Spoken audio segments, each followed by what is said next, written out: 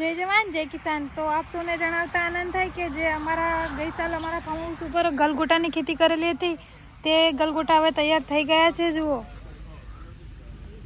જે અમારા ખેતરમાં લગાવ્યા હતા એ જ છે અને અમારા ખેતરમાં પણ આ જ ગલગોટા લગાવવાના છે। જે કોઈ બીને જોતા હોય તો સ્ક્રીન ઉપર નંબર મૂકેલો છે અને બીજા કોઈ બી રોપા તૈયાર થયેલા છે। જો કોઈને જોતા હોય તો સ્ક્રીન ઉપર નંબર મૂકેલો છે અને તમે માહિતી લઈ શકો છો।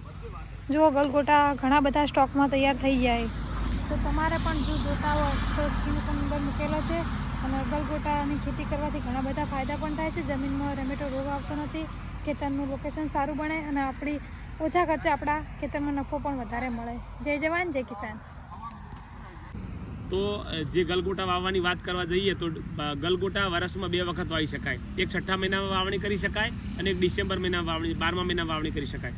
જો 12મા મહિનામાં તમે ગલગોટાની વાવણી કરો તો લગ્નની સિઝન આવે છે, પછી ચૈત્ર મહિનામાં રમેલું થતી હોય છે અને બધા ધાર્મિક મહિના હોવાના કારણે લગ્ન પ્રસંગમાં વધારે પડતા ગલગોટા વપરાય છે, જેના કારણે તમને સળંગ 3 મહિના ગલગોટાના ભાવ સારા મળતા હોય છે। ગલગોટા 1 વીઘામાં 3000 છોડ આવતા હોય છે અને એને 3x1.5 અથવા તો 4x1 ફૂટના અંતરે ગલગોટા વાવવાના હોય છે અને ગલગોટામાં લગભગ વધારે એક છોડ છે ને 4 થી 5 કિલો ઉત્પાદન પણ આપતું હોય છે।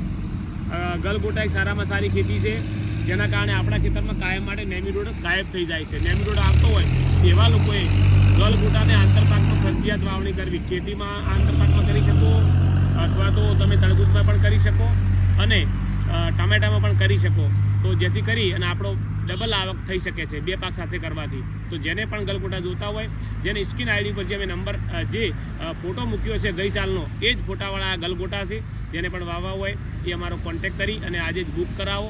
બુકિંગ હશે તો જ ગલગોટા મળશે અને ગલગોટા મોટા પ્રમાણમાં છે પણ 50% બુકિંગ થઈ ગયું છે અને 50% બાકી છે। તો જેને જોતા હોય કોન્ટેક્ટ કરજો। અહીંયા આગળ ભાખર મુકામે ગજાનંદ નર્સરીમાં બીજા પણ ઘણા પ્રકારના રોપાતીઓ હાજર છે, જેને જોતા હોય લઈ જજો। જય જવાન જય કિસાન। ગયા વખતે તમે અમારા ખેતરમાં ગલગોટા જે જોયા હતા એ જ ગલગોટા અમે આ વખતે તૈયાર કર્યા છે। જેને પણ ગલગોટા જોતા હોય એનો સ્ક્રીન આઈડી ઉપર અમે નંબર આપી રહ્યા છીએ અને ગલગોટા જો આપ પણ જોઈ શકો છો કઈ રીતે વાવવા, કેટલા અંતરે વાવવા અને એનો સમય હવે વાવવાનો આવી ગયો છે, પણ વધુ માહિતી અમે યુટ્યુબ પર આપી છે। તો એને ગલગોટા વાવવા હોય તો બહુ સારામાં સારો સમય જાય છે। તો આજે જ બુક કરાવો અમારા ગલગોટા અને સારી ખેતી કરો। જય જવાન જય કિસાન।